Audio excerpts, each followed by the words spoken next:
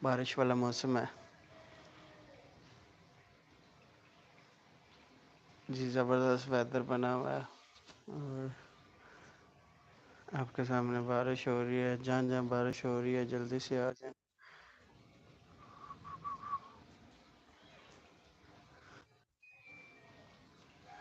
जिया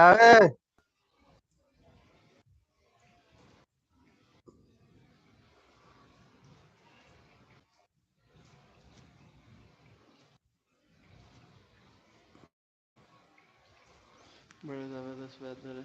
हमारी duck duck duck भी आ रही है।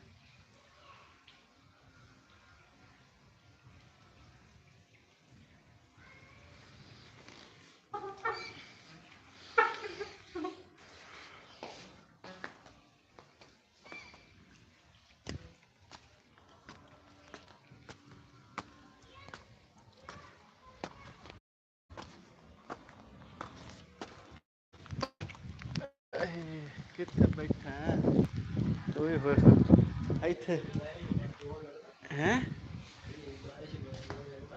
तो जोर लग गई जैसे ओ वे बालों के काम वे केसियां लै रहे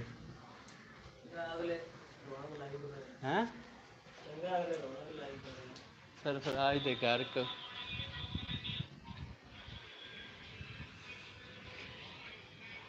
ਇਹ ਸੌਣ ਭਾਦਰ ਵਾਲਾ ਮੀਂਹ ਐਵੇਂ ਹੀ ਆ ਜਾਂਦਾ ਹੁੰਦਾ। ਹੁਣ ਲੋ ਜੋਰ ਲਾ ਦੇ ਹੈ। ਆਪਾਂ ਉੱਥੇ ਅੰਦਰ ਗਰਮ ਕਰ ਲੈਨੇ ਆ ਤੇ ਜਾ ਕੇ ਉਹਦੇ ਨਾਲ ਨੱਪਣਾ ਹੀ